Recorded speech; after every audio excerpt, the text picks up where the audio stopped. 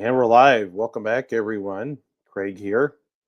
So it's a Saturday morning, about 7 a.m. where I'm at.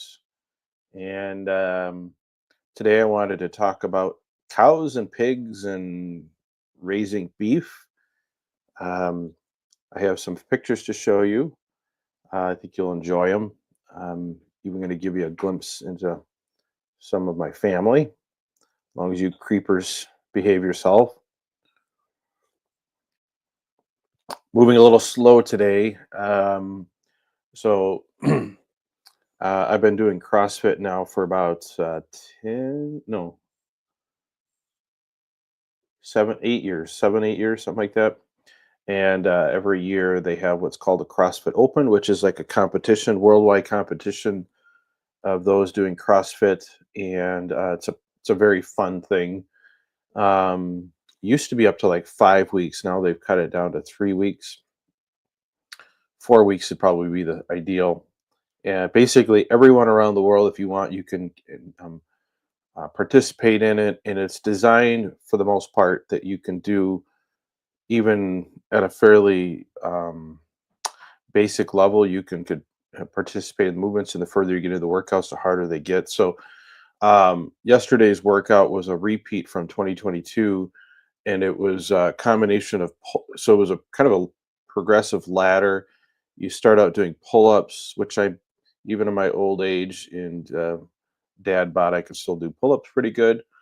So you do pull-ups, double under, jump ropes, which are just always hit or miss for me, and then thrusters, barbell thrusters, followed by chest to bars, chest to bar pull-ups, double unders, thrusters, and then if you are stronger and younger than I am, you can do bar muscle ups, followed by jump rope and thrusters.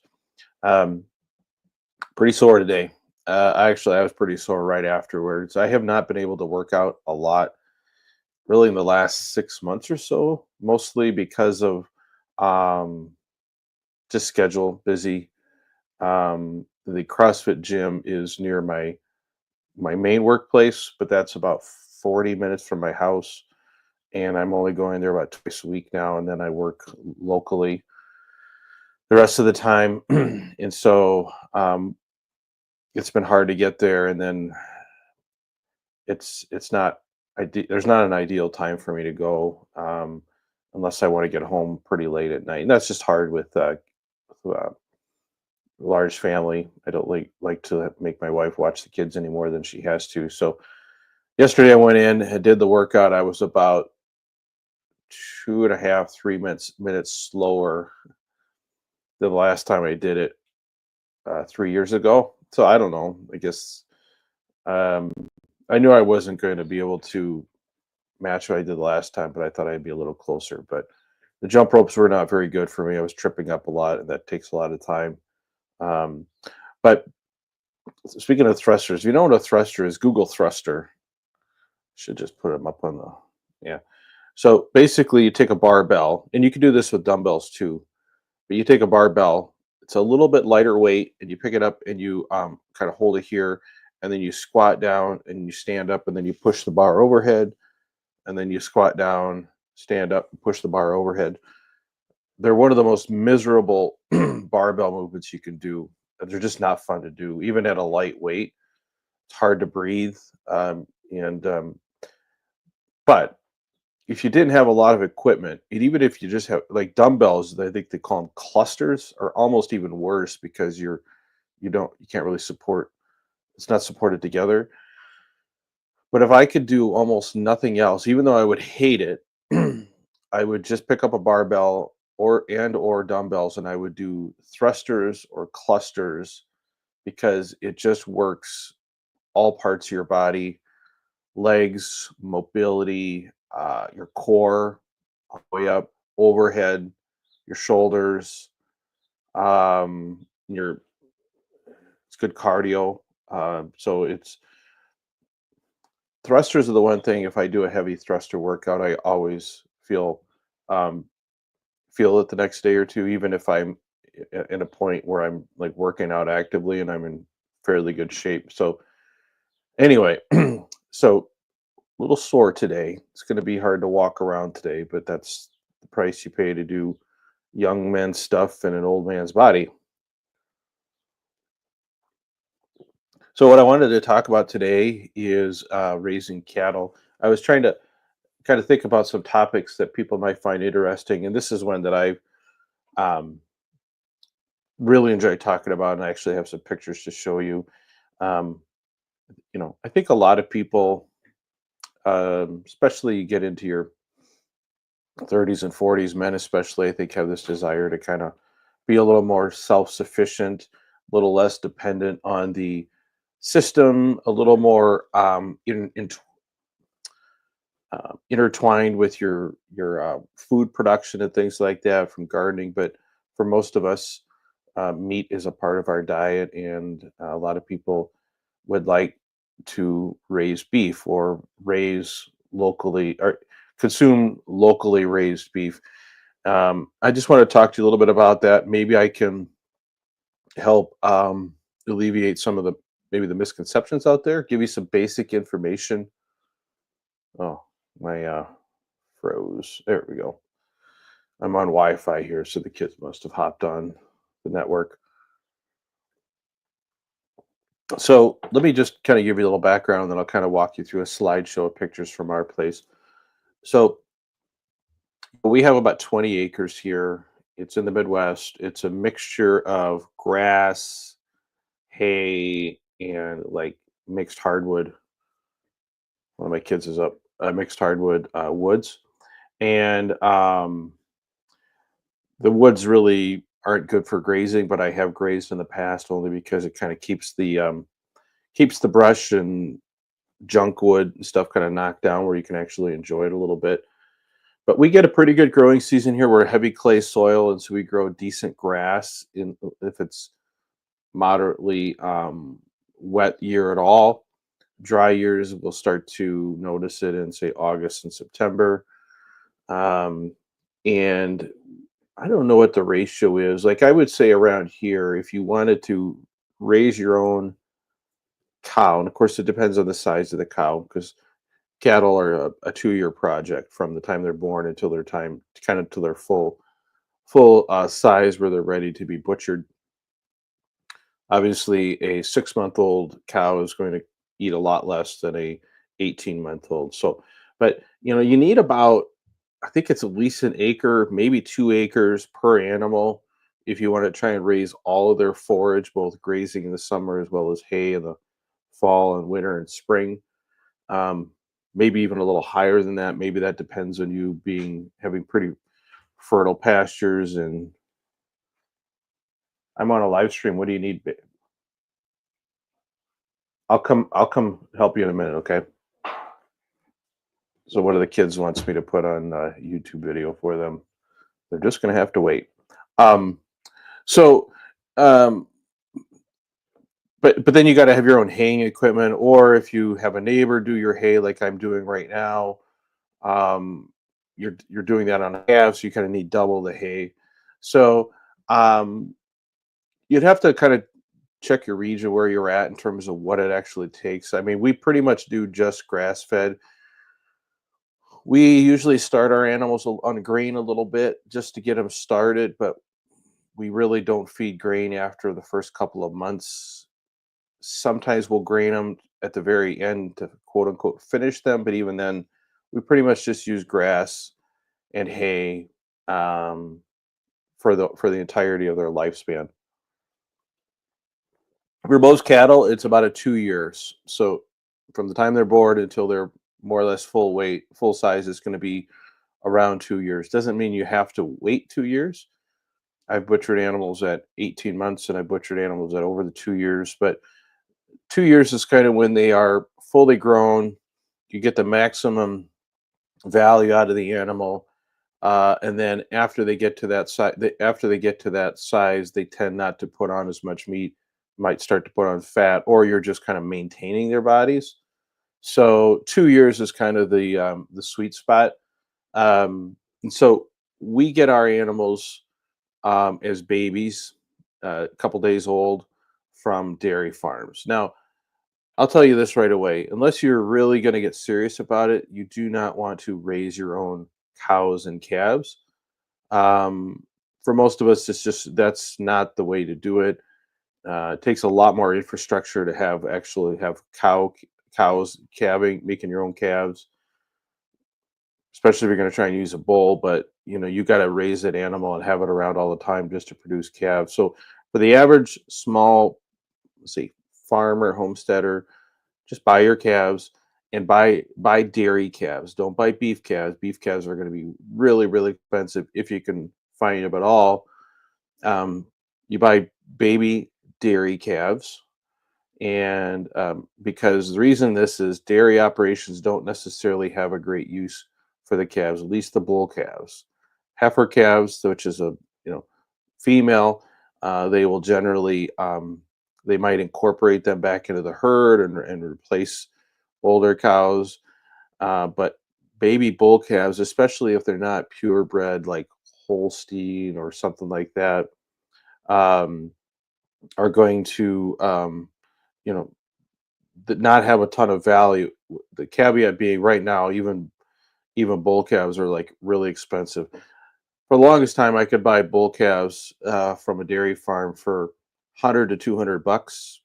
They're a couple days old, and then I would feed them out from there. Now I mean, they've been running close to $1,000, and some of them die. So I don't know how people are buying them. I haven't bought calves for a couple of years now, actually, because for various reasons, and then the market is so high. But assuming the market eventually goes back to normal, you could buy a bull calf for a couple hundred dollars. You should be able to, and that's the way to start for most people. Morning picking. Sheep and goats. I'm biased against sheep and goats, depending on what you want to do with them. Um, Cows are much easier to raise from the standpoint of like fencing them. They're pretty much they could be enclosed by a decent single strand, decent electric fence that you can move around. Sheep and goat are notoriously bad about getting out unless you have a really good enclosure. So you'll spend a lot of time and or money building fencing for them. That being said, they're obviously a much smaller animal, much quicker turnaround, can survive on less type of, less ideal of grass. Between sheep and goats, I would pick goats over sheep. Sheep are, they're just, my experience with sheep has been they're nothing but a huge, huge hassle. They get themselves into trouble, they run through fences. They're kind of a nightmare unless you're just going to have them tethered all the time. If you have a really small property and you want to like have like a harness on them and move them around, I think that'd be fine. At least with goats, you can milk them. I don't think you can really milk sheep, but goats you can milk them. Um, Goats would be really good if you have a small area and you kind of want to area, keep the grass and weeds from going up. I've actually thought about getting goats for that purpose. The main limiting factor is the fencing. The fencing is a real problem. Um, my kids have we've given some consideration to getting some goats and letting them raise them and actually use the goats to take the grass and make milk, and then feeding pigs. I'm not a fan of goat milk, um, but I'll drink it. What we used to do years ago, we had cows and goats. We would milk the cow, and that would be for us, and then we would milk the goats, and then we would feed the goat milk to the calves to raise the calves. So that, yeah, I have not really had any. Yeah, I mean they have very small teats. Goats have surprisingly large teats compared to sheep, to the point where you can actually milk them if you're an adult. My hands are pretty big. Um, So even a a new heifer cow, the teats might not be all that big, and I have a hard time milking it because if it's smaller than your hand, it's kind of hard to milk. Um, Yeah, I just have not really had much experience with sheep stuff. I've had some goat stuff. Goat tends to have a much stronger uh, flavor to it. Some people like it. Uh, if it were me, and this, I'm a little bit of a, I don't know, maybe a farm snob. If I had goats or sheep, especially goats, I would milk them, and then I would use the milk to raise either calves or pigs or both. Because then you can't really raise pigs on grass, I don't think. I'll talk about that a little later on. Pigs raise great on milk, cultured milk, slop milk, things like that. So I think raising if you just have grass and you don't want to try and buy a bunch of grain and stuff like that, I would actually raise goats, milk them, and then feed out pigs. And you could still use some of the goat milk you want for other stuff. And you can eat goat. So Um, yeah, I've had goat cheese. I have not had sheep cheese. Um, I've never bothered to try. I have a like I said, I have a very strong bias against sheep because anyone that I've known that's had sheep, it's just it's a constant battle trying to keep them where they're supposed to be. So, anyway, I don't have a ton of experience raising sheep. I actually haven't really raised sheep myself at all. I have some experience raising goats. They can be done, um, especially if it's small acreage. If you don't have enough to really pasture cows, you have to buy all your hay. Goat might be a good option, but you're still going to have to contend with the fencing. You could do it. I think you could do it with electric woven fencing, portable. But if you're not going to do that, it's like putting in a good fence, woven wire fence for goats is not going to be super cheap for most people, but something to consider. So going back to cows, so you buy your cows when they're baby calves, um, and then it usually takes, I would say, 2 months, maybe 6 weeks to 2 months, um, to get them weaned. What does that mean? So baby calf, as you might imagine, needs milk for a while, but it takes about 2 months where they don't need milk. You can continue to feed calves milk for quite some time. My mom used to do that quite a bit, but they need milk for about 2 months, and then by then their rumen, which is part of their digestive system, can handle grass and hay and a little grain. So for us, that means taking the calves, buying milk replacer. Unless we did have a milk cow for a while, I'll talk about that in a little bit.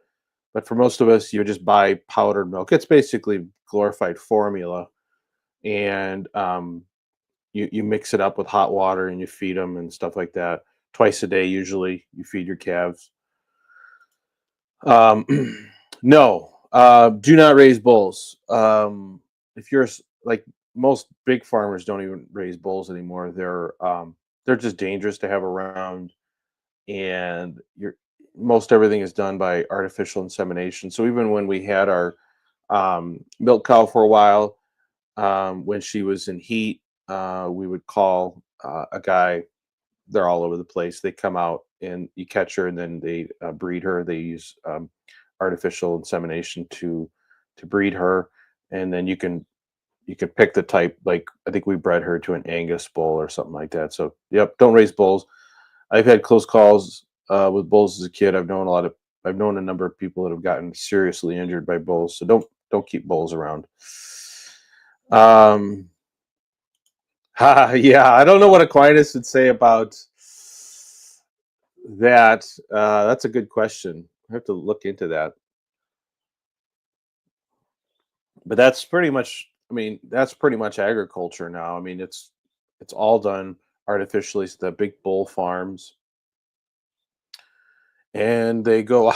Okay, this might be too much information for some people, so you might want to just fast forward a little bit.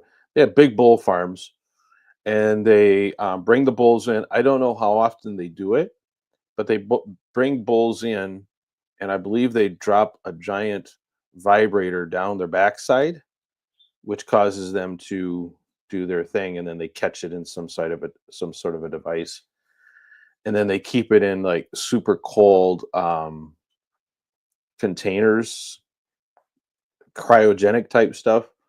And so they bring it out and they pull out a vial, and the vet slips on this long rubber plastic glove, sticks their hand in. I guess it doesn't have to be a vet. Sticks their hand in the cow. I mean, the cow is big enough that their reproductive tract is large enough to take a human hand. So they kind of stick their hand well into the cow, and they drop the semen. I guess in the uterus. I don't know, wherever.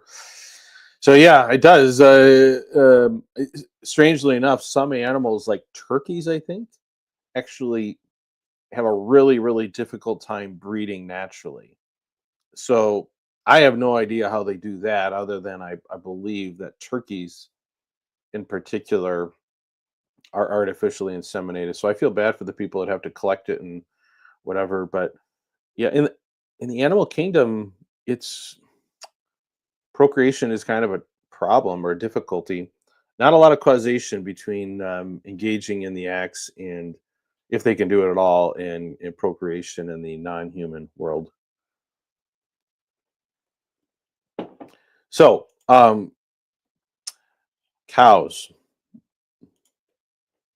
So this is what they look like when these calves are probably, I don't know, week or two old. First couple days are the hardest because you have to get them used to drinking from a bottle.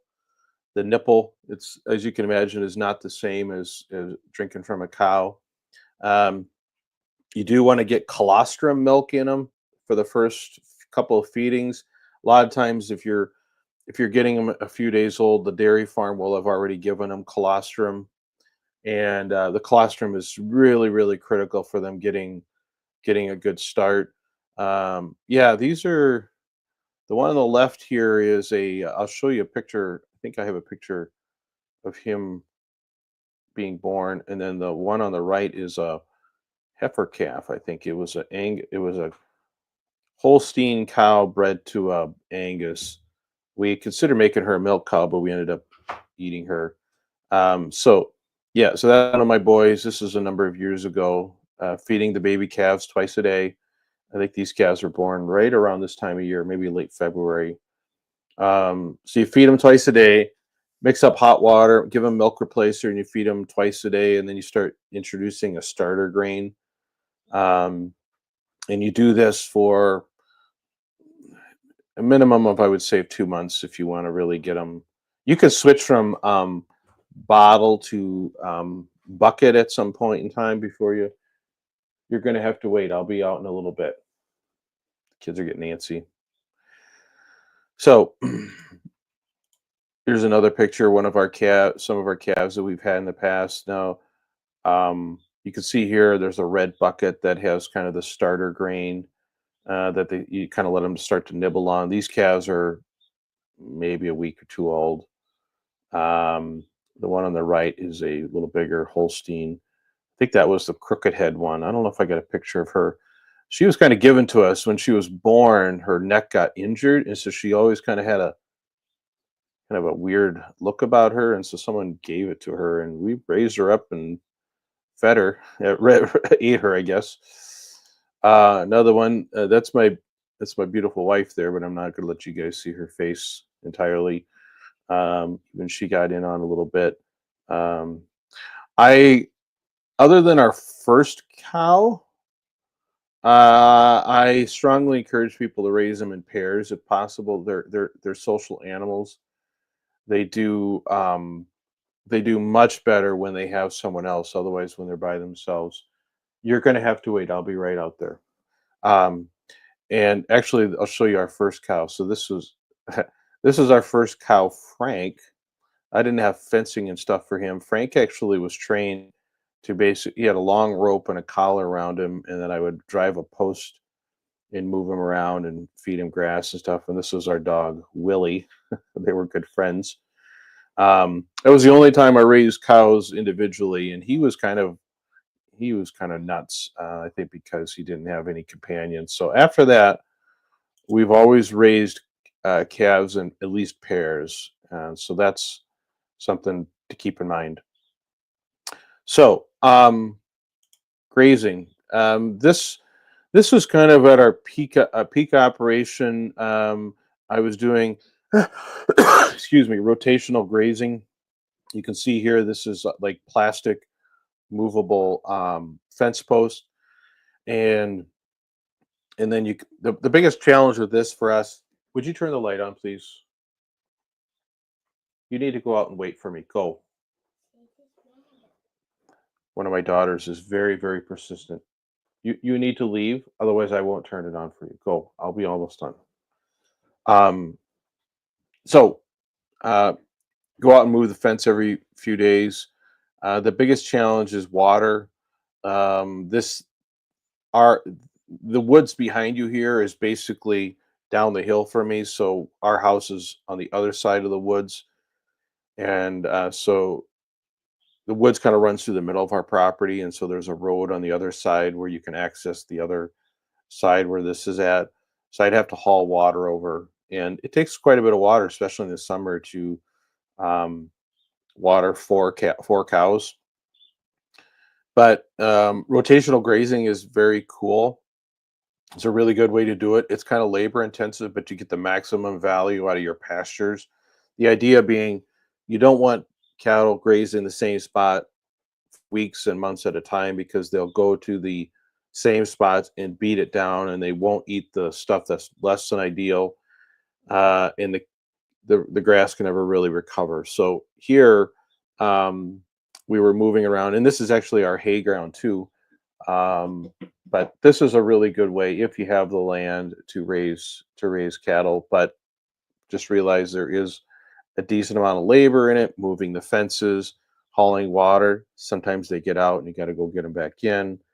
Um, the biggest challenge, let's see here. I thought I had a picture of, let me, I'm going to show you something. The biggest challenge for raising cows, at least around here, is feeding them in the winter. Assuming you have a source of, hay that you can buy or whatever.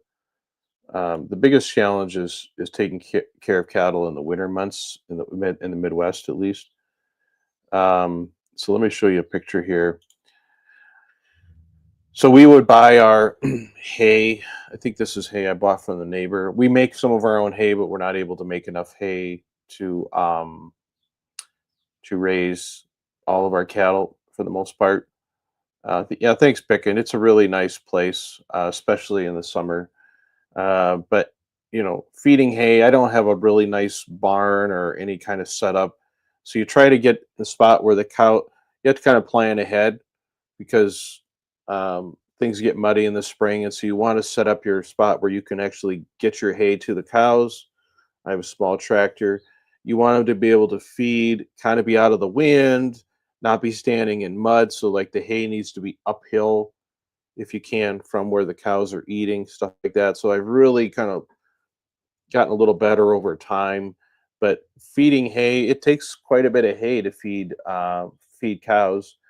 Um, Buying round bales is probably the most economical way to buy hay, but you need equipment to move it around. The small square bales are the handiest, but they're very expensive, especially if you have to buy a bunch of it. And you can't store them as well. Like round bales could theoretically shed water. Um, but feeding hay is going to be your biggest challenge if you're going to winter cattle so that you can raise them out to full 2 years. So, yeah. Now, raising cattle is can be an adventure. They will get out. They will get out through the fences. You'll have trees fall on your fences. The electric fence will stop working, or just deer will run through the fence.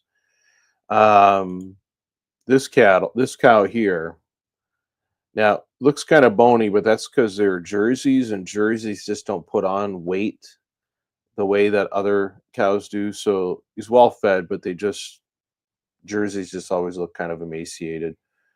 But you look on the horns, I've got copper wire wrapped around his horns. This son of a gun figured out how to use his horns, and he would rip the electric fence off the post without getting shocked. And so he would reach under the fence to get more grass, and then he'd use his horns, and he would just constantly tear my fence down, and then they'd be out. And he was probably a year and a half old, so this was I think in May. You can see there isn't a lot of grass yet, and I couldn't keep him in. And I called up my butcher and I begged him. I said, "Would you please take him, because I'm not going to be able to keep him in, and then all the other cows get out." So I tried. I tried to run wire. I tried to run wire on this guy, and then I had a chain kind of wrapped, kind of draped over his neck, thinking that, well, if he touched the electric fence, he'd get a shock out of the deal. Didn't stop him. Yeah, I think he actually ripped these things off shortly thereafter. I had him on there pretty good, and he ripped them off. So we ate him. Here's this one. I woke up one morning like, what the heck happened? Um, as you can see, we generally end up with calves that have horns. I have in the past tried to burn the horns off with little success, so I just tend to leave the horns on. This bugger, there's actually two. This is actually two fences or feeder panels that he stuck his head through. He got his head through the one thing and freaked out because he couldn't get back out because of his horns, and then went freaked out and got himself stuck in there. I came out, I thought he was dead, and I had to saw his horns off with a sawzall and let him out. He was pretty sore afterwards, but he lived. But literally the only way I could get it off was to saw his horns off, and I'm sure people will be giving me grief about that. It was either that or saw the feeder panel apart, and I wasn't about to do that. So that one, those are things that happen. Um, so yeah, I guess I left this part out. So you buy bull calves, and then you need to make them not bulls. And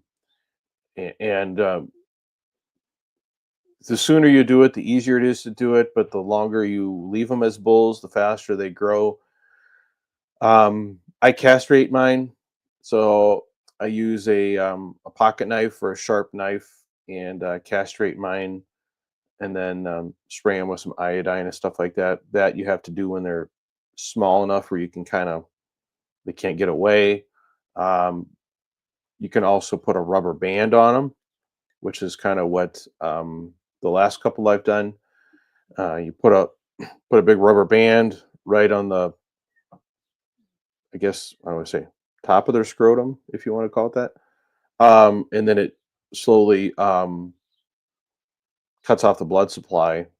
It's less traumatic, I guess, than castrating, but it tends to be a little longer process, and they can sometimes get tetanus and stuff. So for most people, banding is probably the least gruesome way to do it, but I'm a little old fashioned. But you got to be careful. I have lost calves because I didn't do a good job castrating them, and they actually bled. But that was my mistake. There's nothing wrong. I just didn't do it the right way. Um, so yeah, you're going to get bull calves because heifer calves are just too valuable for the most part. So you're going to get bull calves. You make them steers. So you'd castrate them or band them, and you make them steers. So I guess they're technically still bulls or males, but they don't have their important parts. You have to, because otherwise they get they get dangerous as they get older, and also the meat just isn't as good if you leave their what's on there for too long. Good question. So we did have a milk cow for a while. I'll show you a couple pictures of that. This was our milk cow. We had her for a couple of years. She was a Jersey, actually a really nice cow. Corona, we called her, because we got her during COVID. Very nice Jersey cow.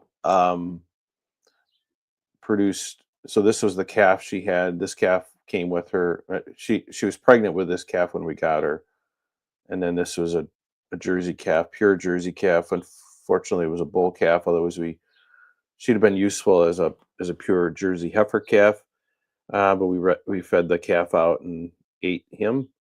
Yep, Corona, and she was. This is like the ideal homestead cow. Um, Produced too much milk though, more than we could use. Let me see. I think I have another picture of her giving the next calf. I think we had her for 3 years, two calves. Let me see here. I got another one here somewhere.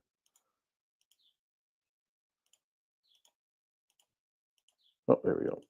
Let me open that up.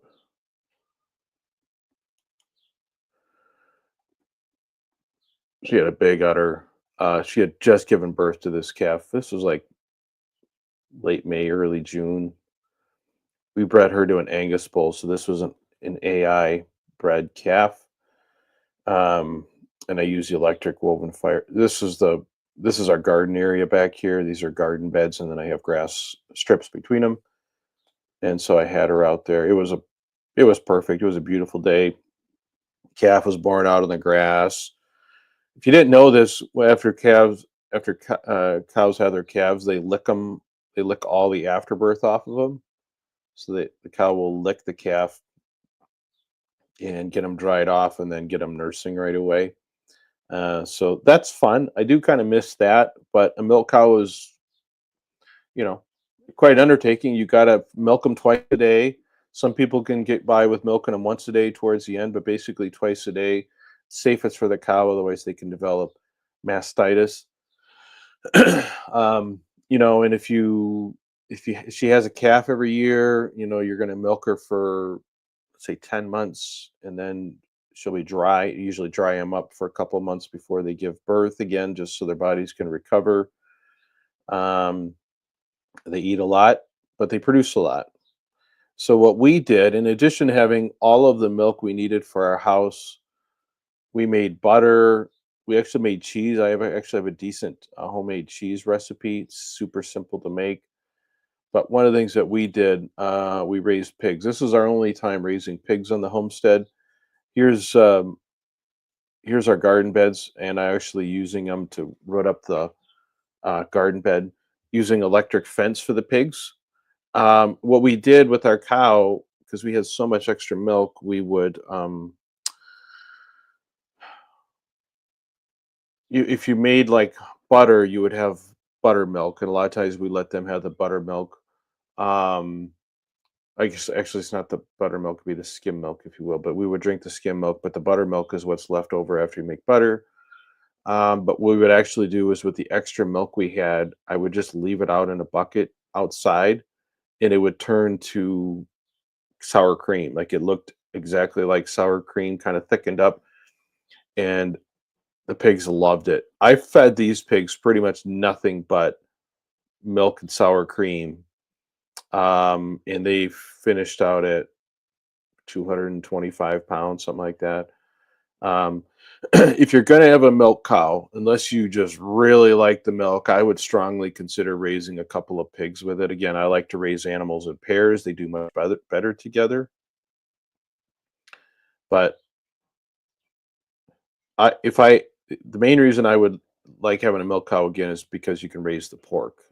Because pork is such a good. I mean, I like pork. But so yeah, so we raised those pigs. I actually had them scheduled to. So for butchering wise, I should probably talk a little bit about that. We butchered these pigs ourselves, mostly because the butcher did. You have to get on the butcher calendar well in advance, and these pigs were going to be done a month and a half before they were scheduled to go to butcher. So a buddy of mine came over, and we butchered them ourselves. Pigs are manageable. Cows are quite a project. I don't know if I have a picture of my. um, Most people are not going to be able to butcher their own beef unless they're not very big. So here's a couple options I suggest. Well, you actually kind of have three options. Um, There are places that will do on-farm slaughter. We have a place around here. They will actually come out. There's sort of something holistic about it. They'll come out and they'll harvest the animal, and then they will like remove the insides. I don't know if they skin them, and they put them onto a trailer and they haul them to their butcher shop and they'll cut them up. That's kind of a nice thing.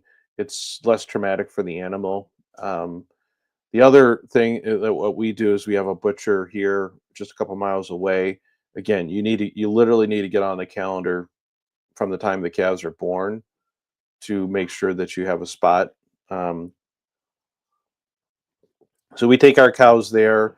The first one, Frank, we took there and they did the slaughter, and then they basically take all the insides out, take the hides out, quarter it, hang it in a big refrigerator for like 2 weeks. So that hanging in a cool temperature is really, really important to making the meat really good. And then we picked up the quarters, took them home, and butchered them. We only did that because they did not. I did not. That was my first one. I didn't know, and he couldn't fit me in. He's like, I can kill it for you, but I'm not going to be able to do the full processing. I was like, fine. So that was actually a really nice option. So if you really want to do your own harvest, your own butchering and stuff like that, maybe consider doing that. It's not very expensive, maybe $100 if you can get the animal there. So you got to haul them on a trailer.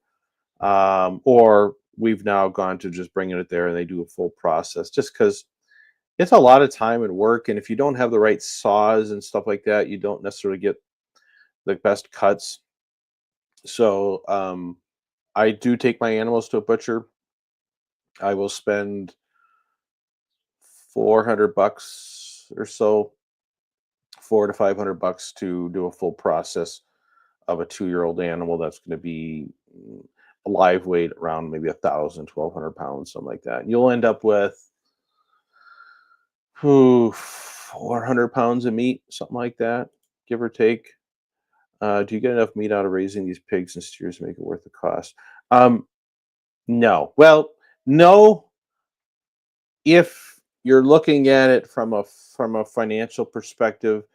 I already had the land, so once we had the land, this was a great way to use the land. But if I bought the land with the idea I'm going to raise my own cattle, it doesn't pencil out, if that makes sense.